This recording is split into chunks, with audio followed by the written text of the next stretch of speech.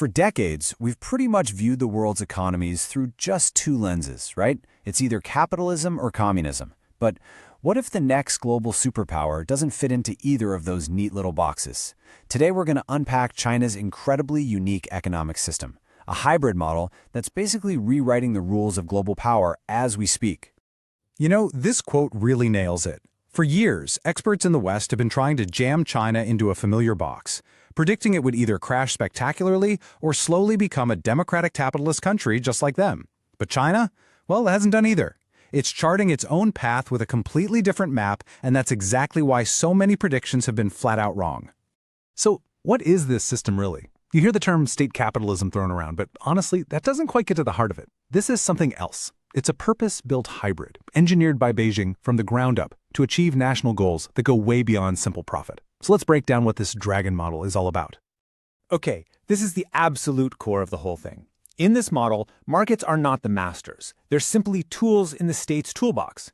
The government lets them run to spark innovation and create wealth, for sure. But the second a market outcome clashes with the Communist Party's goals, whether that's social stability or national security, the state will step in, no question. Private profit is always secondary to the national agenda. Think of this model as a massive structure, and it really stands on three key pillars. First, the state keeps an iron grip on the most important parts of the economy. We're talking banking, energy, all the strategic stuff. Second, it allows a really dynamic and innovative private sector to flourish, especially in tech, but it's kept on a very tight political leash. And third, the whole system is steered by these long-term state plans that put national security and tech dominance way ahead of whatever next quarter's profits look like.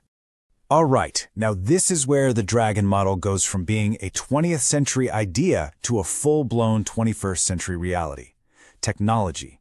Beijing isn't just using tech, it's building an AI-powered state, weaving artificial intelligence right into its economic planning to create something the world has genuinely never seen before. I mean, the ambition here is just staggering.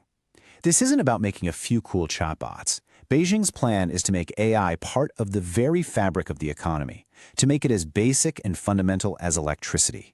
So they're building the data centers, racing to become self-sufficient in computer chips, and their ultimate goal is to use AI to coordinate just about everything, from factory production lines to government services.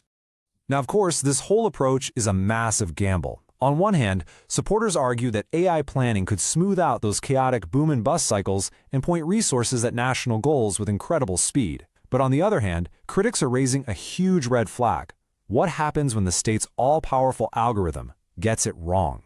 If you centralize decisions like this, a single mistake could be amplified across the entire nation, locking in political biases and wasting capital on a truly epic scale. And make no mistake, this powerful new model isn't just some internal experiment. It is now stepping out onto the global stage, and as it does, it's shaking up geopolitics and sparking what a lot of people are starting to call a new economic Cold War. Remember that old strategy of engagement? You know, the hope that if we just traded enough with China, it would slowly become more like the West? Well, that idea is over. The new buzzword is de-risking.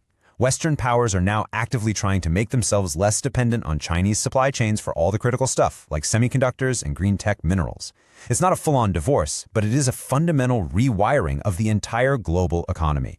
And how is China responding? Well, it's building what you could call a financial fortress. To make itself less vulnerable to Western sanctions and the power of the US dollar, it's building its own parallel systems. It's got its own international payment system, SIPS, to compete with the West's SWIFT system, and it's pushing really hard for more global trade to be done in its own currency, the renminbi. The end goal is to create an economic buffer zone, insulating itself from outside pressure.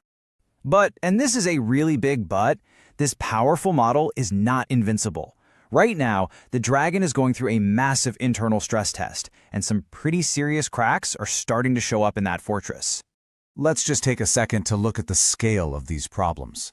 First, you've got a huge property slump that has just kneecapped a key engine of growth. Second, look at that giant bar in the middle. Local government debt has exploded to a jaw-dropping 120% of the entire country's economic output. And third, exports to key markets like the US have taken a nosedive. These aren't just minor headwinds. These are serious structural cracks.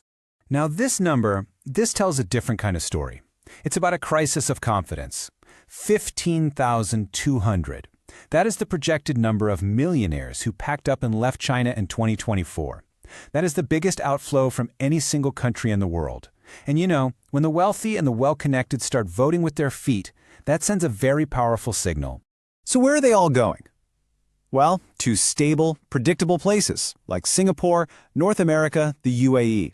And this isn't just about money leaving. It's a flight of capital, of talent, and of entrepreneurial spirit. The very things the Dragon model desperately needs to fuel its big innovation goals. And this is how that crisis of confidence can kick off a really dangerous domino effect. It starts with capital flight. The money and the entrepreneurs leave. That, in turn, slams small businesses. An estimated 3 million restaurants shut down in 2024 alone. Then you get rising unemployment, hitting experienced workers especially hard. When people feel insecure, they stop spending and start saving, which crushes domestic consumption. And the final domino to fall? Tax revenues dry up, leaving the government with even fewer resources to fix the problems that started this whole chain reaction in the first place. So all of this brings us to the ultimate question, doesn't it? Can this incredibly powerful but now deeply stressed system actually adapt and evolve? Or is China heading for a long period of stagnation, what some are calling a lost decade? When you look at it, there are really two potential paths from here. The road to failure is a lost decade, where the property crisis drags on, leads to stagnation, and that crisis of confidence triggers a hard economic landing. But Beijing, of course, has an adaptation plan. It's trying to get the debt crisis under control, pivot the economy to rely more on its own consumers, and then double down on tech and green energy to create completely new engines for growth. And that really leaves us with one final fascinating question. The entire Dragon model was built for top-down control, to ensure stability above all else. But now that it's facing a real, complex crisis, is that centralized power its greatest strength? The one thing that can steer it through the storm? Or is it a fatal flaw, a rigidity that will keep the system from making the changes it needs to survive? The answer to that question is going to define not just China's future, but all of ours for the decade to come.